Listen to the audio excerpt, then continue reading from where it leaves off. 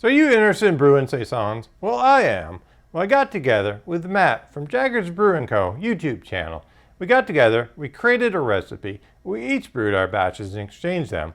Well, stick around as we taste 5 different versions of a Saison.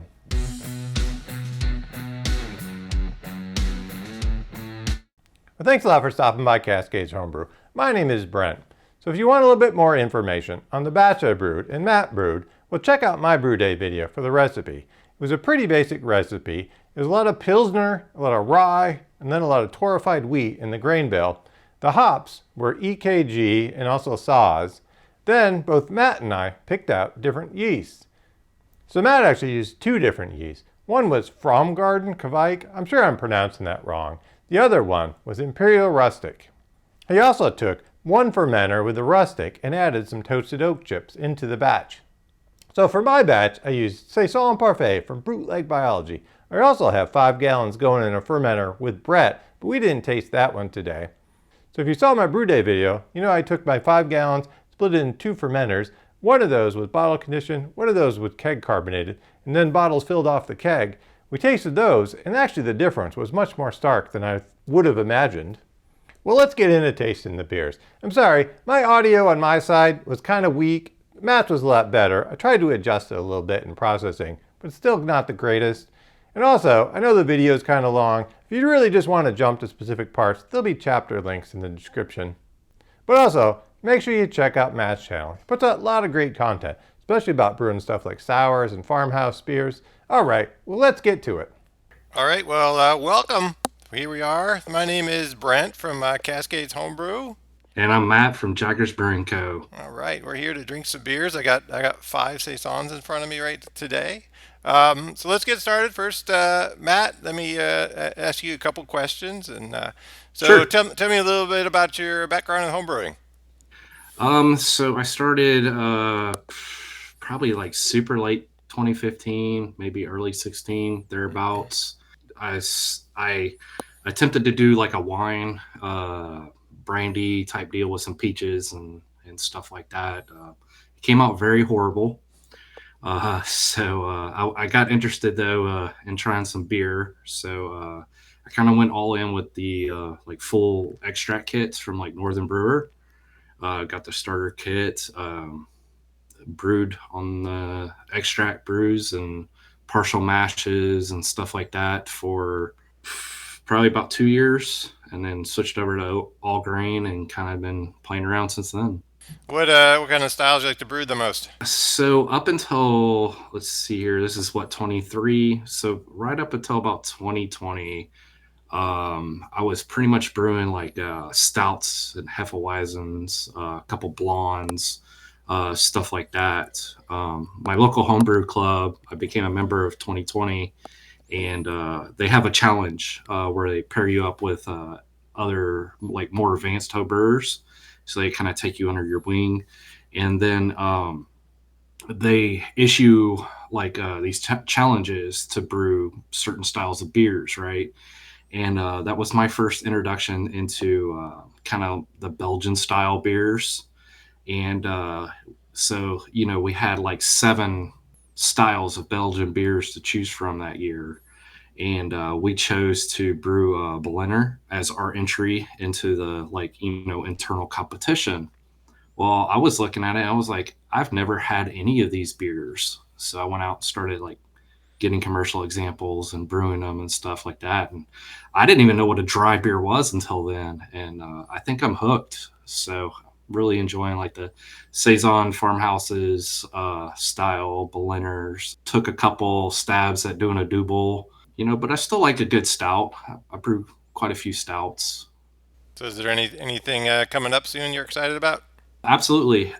So my next brew is going to be Bohemian Pilsner, Czech Pilsner. So I'm pretty excited about that. I got a new fermenter that's stainless steel conical.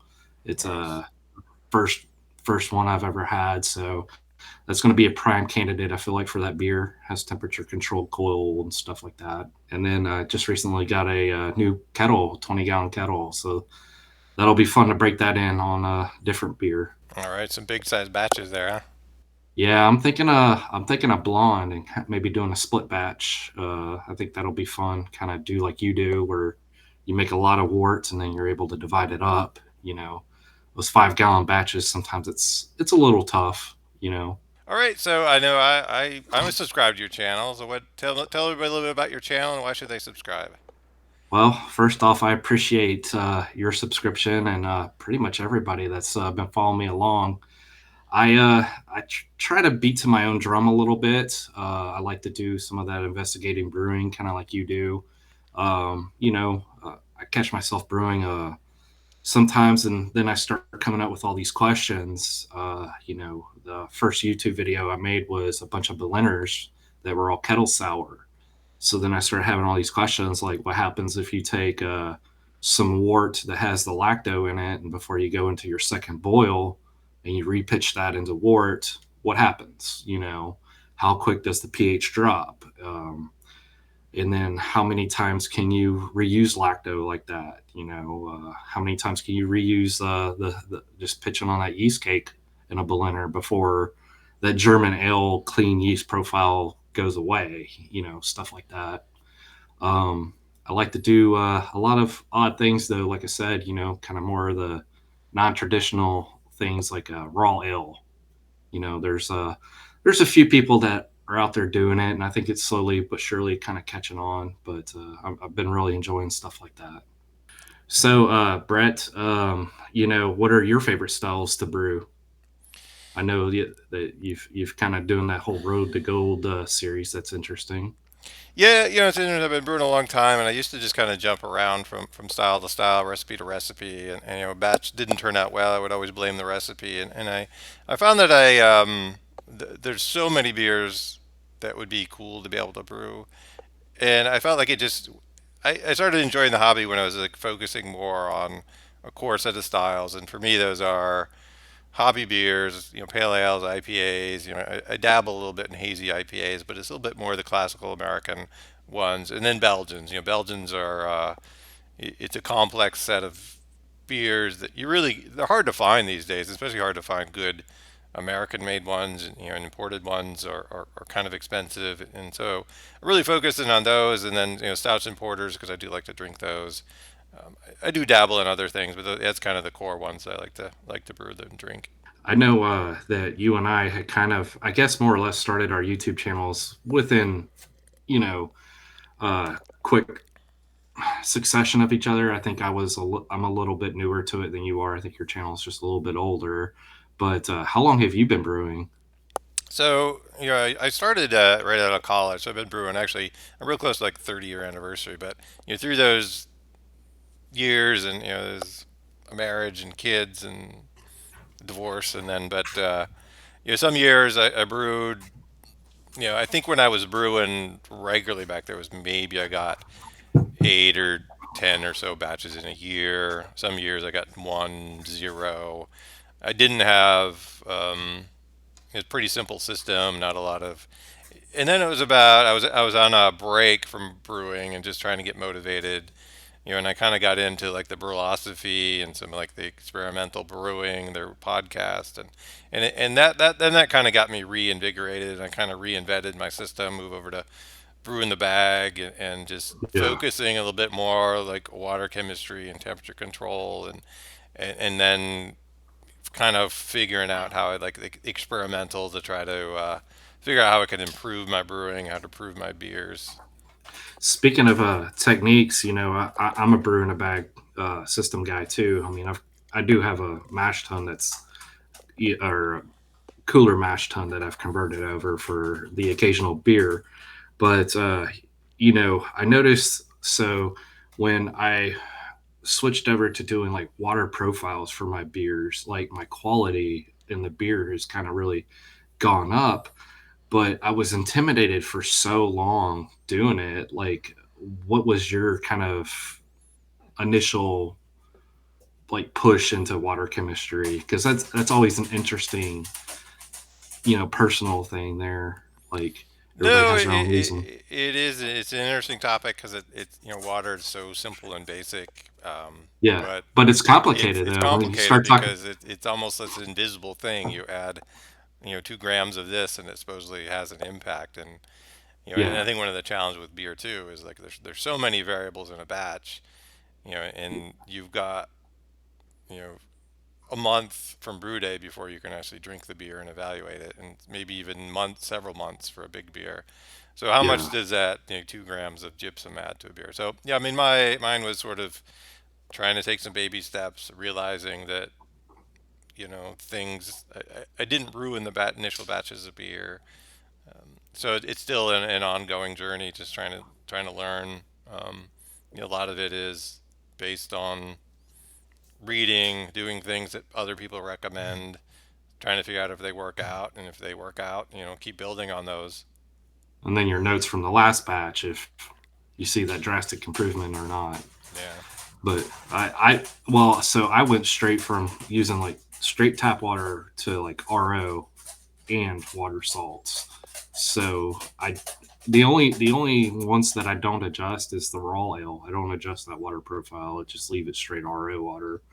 But I also like to keep that water chemistry kind of simple. I use Beersmith, and so what I'll do is I'll go pick out those like color profiles. If I want something dry and it's yellow, so then I pick the dry yellow profile. I don't try to go for those like regional city type water Right. profiles. Yeah, I think it's a good approach. So I know you kind of got that whole like brewing to gold that series there. What else you excited about brewing that you got coming up? Well, yeah, I know. You and I. You're one of the members of the was it homebrewer MHP Master Homebrew Master Program. Homebrewer Program. Yeah. It's a organization try to encourage people to get involved with competitions, and I really was kind of planning to get into competitions more, and then kind of COVID era hit and everything shut down, and so I'm looking forward to get excited. I guess I'm getting excited about getting back into competition. So I'm brewing some stuff for those. Got 4 beers ready for NH. Well, actually, the in various states. One I've not brewed, and 3 are fermenting. Hoping to, and then now that I've got some beers ready, I'm planning for an American IPA, that American Stout, an English Porter, and a double. See how those do. And now that I got some beers ready, I'm kind of looking at some other competitions. But all right, so why don't we get into? Let's go to your beers. I'm kind of excited to drink them. I haven't opened any of them yet. All right. Well, why don't you talk about it a little bit, and I'll open up and start Okay. doing some drinking.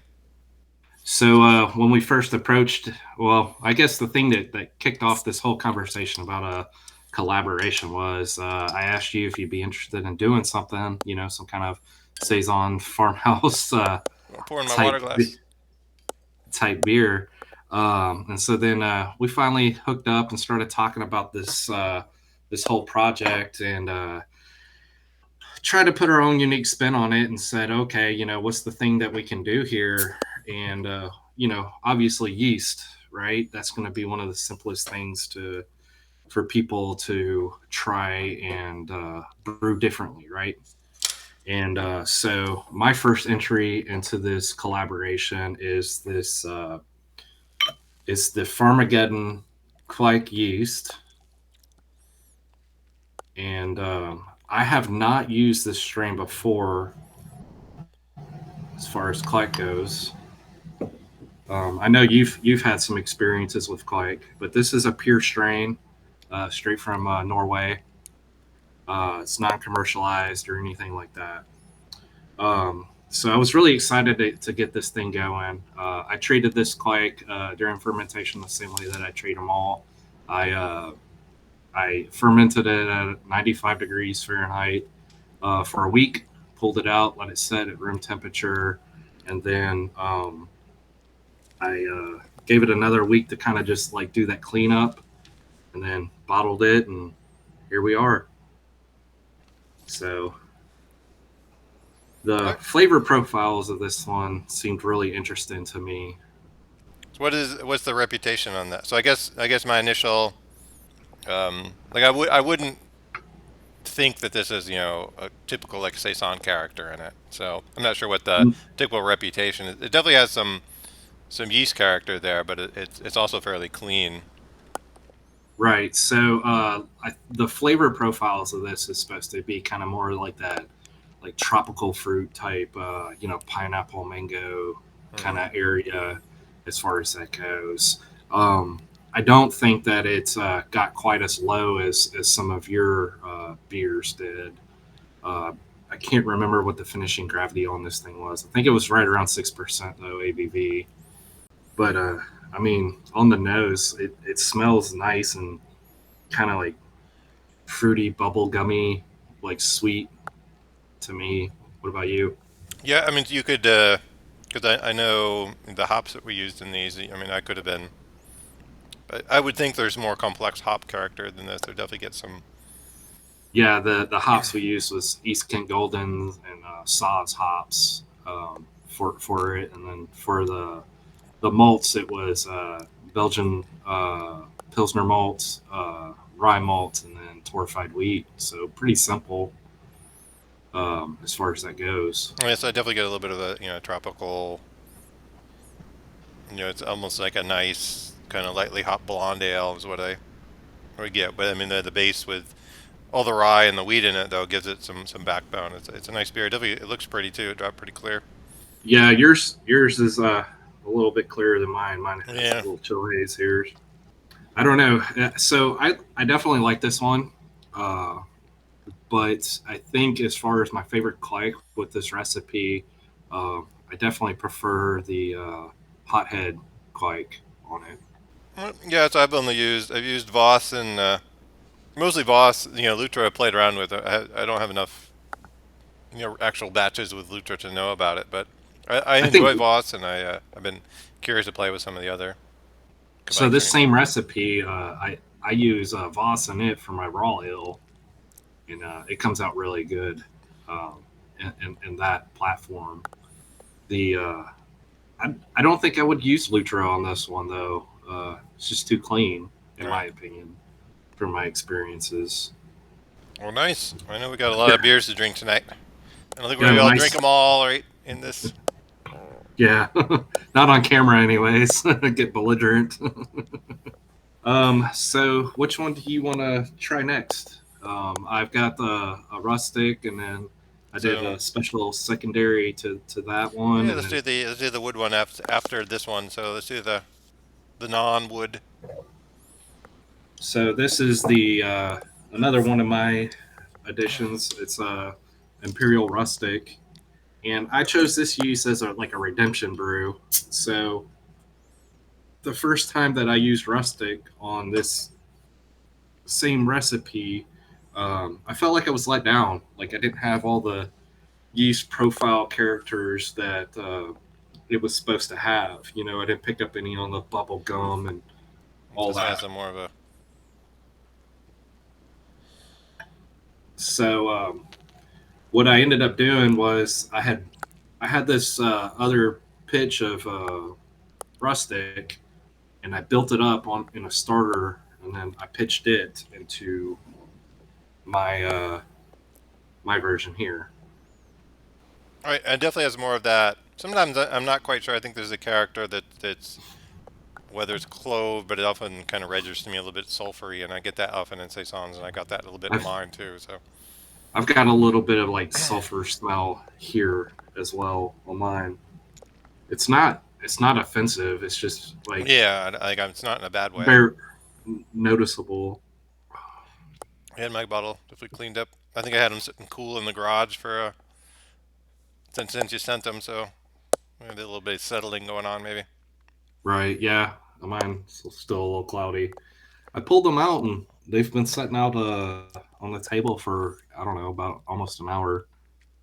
This one's definitely got some more pop to it though. You got some phenols there and some of the like that clove pepper taste to it. Taste drier too, which is I guess the indication of those pepper phenol clove notes. Yeah, side to side with the farm garden. The farm garden, tastes sweeter, more tropical, kind of fruity. Mm, This one's definitely more of that, a little bit of a typical Saison character, a little dryness, a little bit peppery, a little clove, a little of that, maybe that, sulfury. So which one do you prefer out of the two so far? I'm kind of leaning towards the rustic, honestly. Yeah, I mean, I think I like the rustic one just as, but As the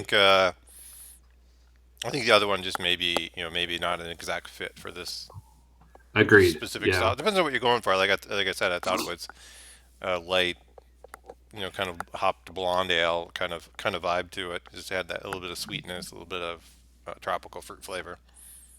I used to think that like Kveik could go into almost any style, but I've slowly learned like that's not necessarily true. You gotta use it where it can be used to its best advantage. And depending on what you want to do too. But I'm definitely digging this rustic one right now as well. I think it's kind of more along those classic examples. Not bad. I've been wanting to have like a saison on wood for a while, and I just don't have the room for a barrel. So I did the next best thing. I just took some oak chips and um, threw them in, toasted them up, and just threw them in for a secondary addition. Basically, let them sit on there for I think it was Okay. about 3 weeks, and I wanted to know, because I was let down with the rustic there before. I wanted to know, will this add any kind of complexity to the beer? All And right. it did when I bottled it. All right. So, nose, I definitely got. Yeah, I definitely. Did you get? Did you hear the beeps too? I hear it off of your computer. All right. So initially, I definitely get some wood character on it. It seems like it's maybe a little kind of more of a like a raw wood character than necessarily like a complex barrel aged character. Yeah, I definitely pick up on that too. It's almost kind of like that over oaked taste, where it's almost like astringent type, but this isn't really astringent. You know. It has an interesting character. So what? I'm sorry. How many? So use what type of use chips or cubes or? Yeah, I just used like the oak wood smoking chips that you would use for barbecuing. Okay. Toasted them up with like one of those little home torches. Um, they got varying levels of charness, and then I think this one I threw about 2 ounces of it in when I split batched this. It It's definitely has an interesting character. It stands yeah. out. I think it might be interesting as it ages a little bit more too. I, I'm gonna tell you right now. I feel like if I would have pulled back a little bit, either on the time spent on the wood or the amount of wood that I put in there, it Hmm. would. I think it would be a little less abrasive as far as that oaked taste. You, I think you taste it, but I don't. It definitely tastes different too compared to when I bottled it.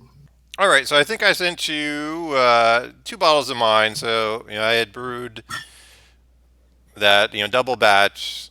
So I had 10.5 gallons of wort. So 5 gallons of it is still upstairs with Brett, and I'm definitely going to send you some of those once they turn out. I haven't tried any of it. I look in there occasionally. It's still I see some Do you have bubbles a on the pellicle? top. I see no. Sometimes the bubbles look kind of firm, right? Like they look, but there's not a pellicle, and I'm not sure if I want a pellicle. Sometimes I see those pictures, and I just Yeah, wanted that to. they I kind of mean, look gross, but to me, that's the sign of deliciousness.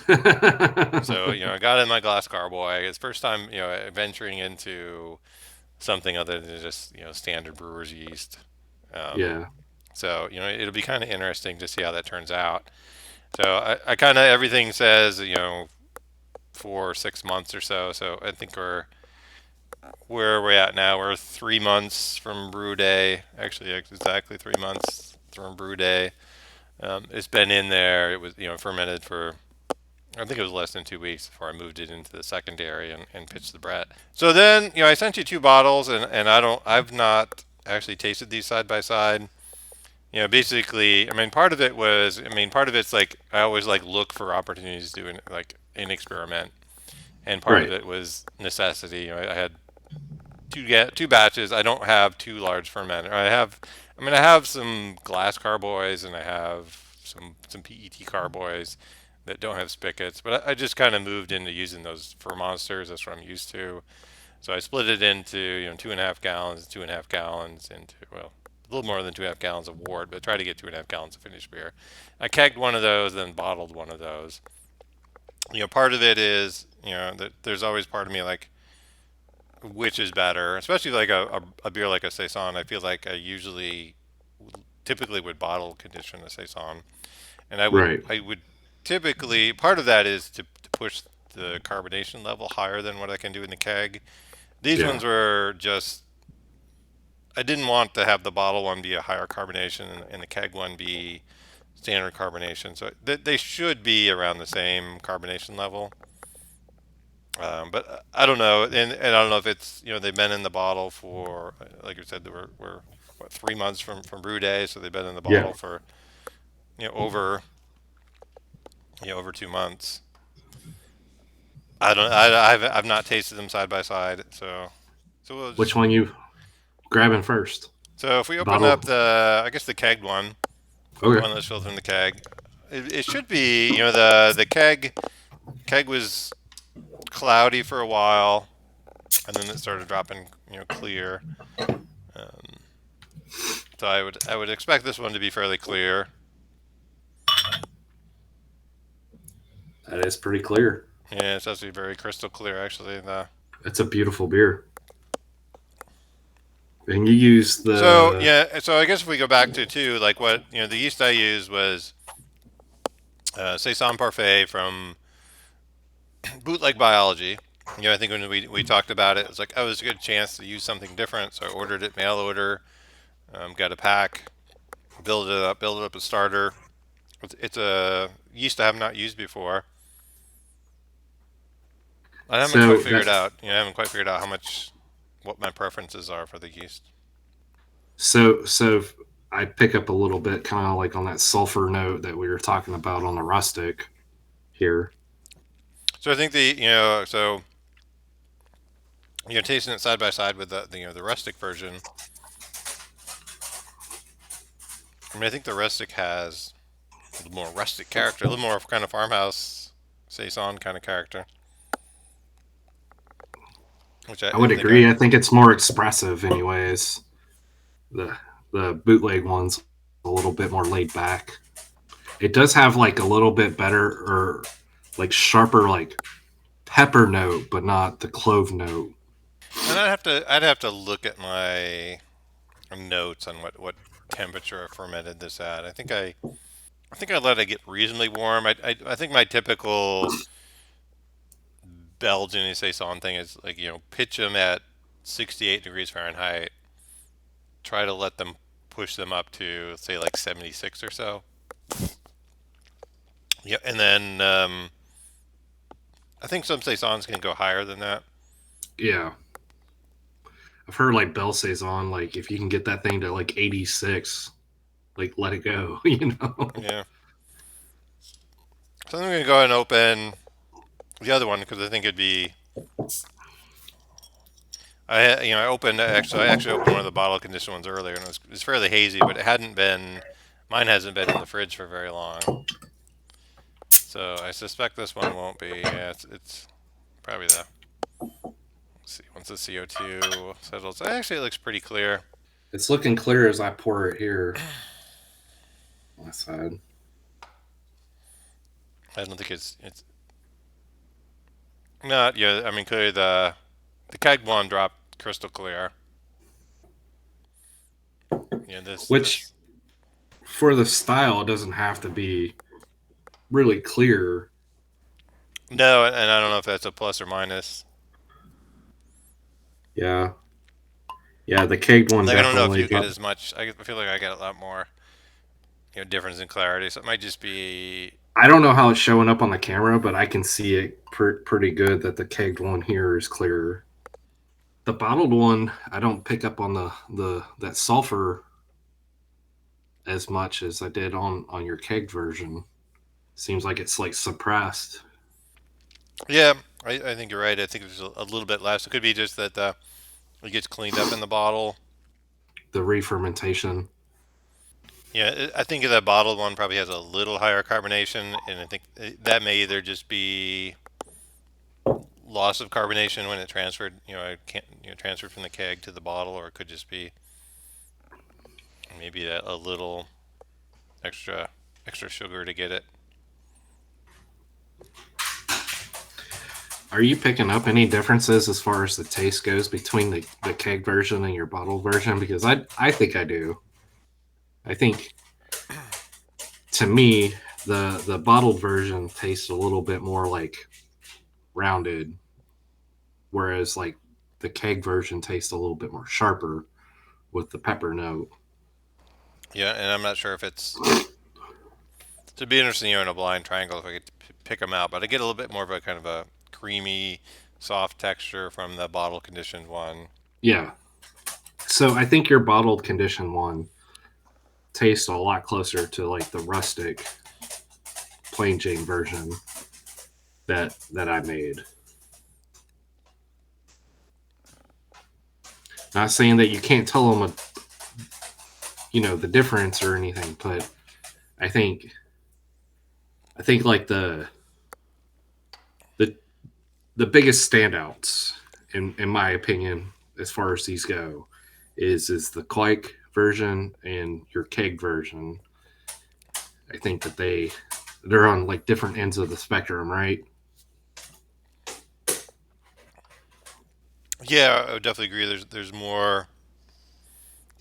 I mean, clearly the wood one has the wood character, but Yeah, of the bottle conditioned bootleg biology, Saison Parfait, and the keg conditioned Saison Parfait, and the rustic, there definitely is differences between them. I feel like there are, and sometimes it's hard with biases of knowing.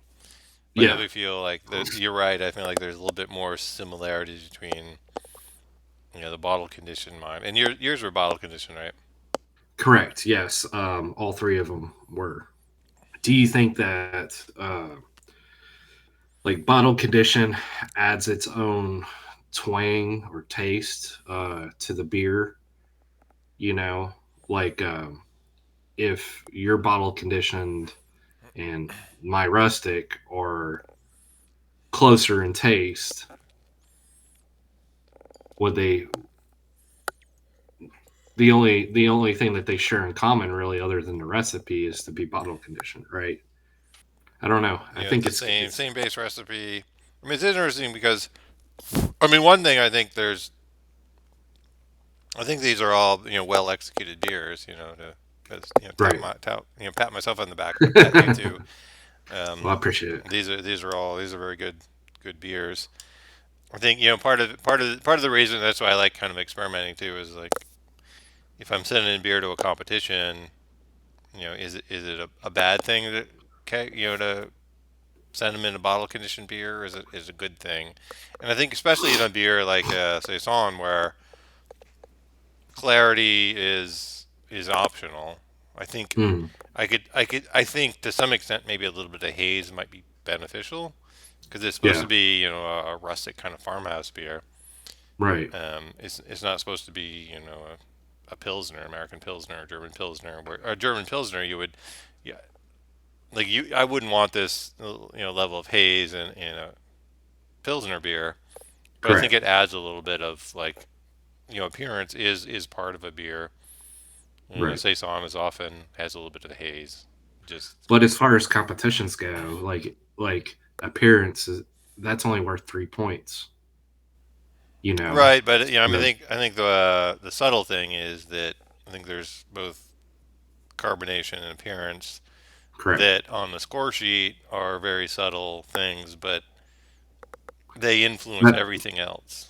Like your perception of the rest of the how beer. how the Yeah. beer looks like Yeah. sets Yeah. your stage for Yeah, because does this brewer know what they're doing, right?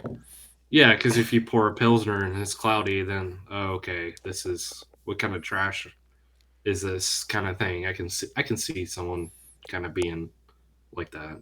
So, I mean, I would say of the two beers I'm drinking in front of me, I feel like I'm enjoying the bottle condition one better than the one that was kegged, carbonated, and then filled off the keg. And I think exactly probably what you're saying. I feel like it's just a little kind of this clean and sharpness to it. I definitely agree with that. I think that out of your two, that I'm definitely preferring your bottled version for sure. But to me, like out of all five of the beers, man, it's a toss up for me between the rustic and your bottled conditioned one. No, I would agree there. I think so when we talk about the other beers, I felt like the wood one. I think it may either need to age or like you talked about either using maybe less wood for a longer time or different type of wood. I think the Framgarden one it's a very interesting yeast. It is, It yeah. just doesn't actually produce. If you're looking for a saison, this is not the yeast to use. But I think I it think has like a nice. I mean, one thing I think is nice about it is I think it if you're looking for either hoppy beer, I think this would work exactly. really well. And I think I've used Voss a lot, and I think Voss tends to have a fairly distinctive orange, Orange, yeah. marmalade-y, tangerine. I don't get that. I get just a little bit of a pleasant It's, sweetness, tropical fruit that I think would play really well in blonde, pale ale, and IPA or New England IPA. I don't. yeah, So this that is would kind of be, like those pineapple, mango, type expressions. And so I think you're right. I think if you're trying to get away from like the citrus taste in an IPA, I think that this is your yeast to go with. And I think it might even be interesting in something like a stout, something like a sweet stout, maybe even. yeah. So I'd be curious how that compares to Hornadal, which I've not used Hornadal. I love Hornadol. I use a Hornadol in my like house stout recipe. I switch it out with Lutra Right. depending on So Farm what Garden profile versus I'm looking for. Hornadal might be an interesting comparison just to Yeah, see. Yeah, so I don't know if I have a strong preference between the bottle condition, the rustic, and the Saison Parfait. I think I might. I think I might like your rustic a little better. I think it's just got a little bit more character. I agree with that, and I keep finding myself going back and switching between both of those glasses. Like I can't make up my mind which one I like a little bit more, which for me is a like an execution of the experiment gone right with the rustic aspect, because I was just so displeased with that beer um, after it was done the first go around, when the first time I used that yeast. And so I'm happy that it's kind of like redeemed itself in my opinion. And part of the let down the first go around was probably on me and not the yeast. All right, well, thank you so much, Brett, for having me come on and doing this collaboration with me. I wish you luck on all your entries coming up, and especially in the NHC. Like I hope you knock them dead, man, and gather up some hardware there. I'm watching some of you guys enter some of these big competitions, and really crossing my fingers for you guys. But All right. until next time, buddy. All right. Cheers. Cheers.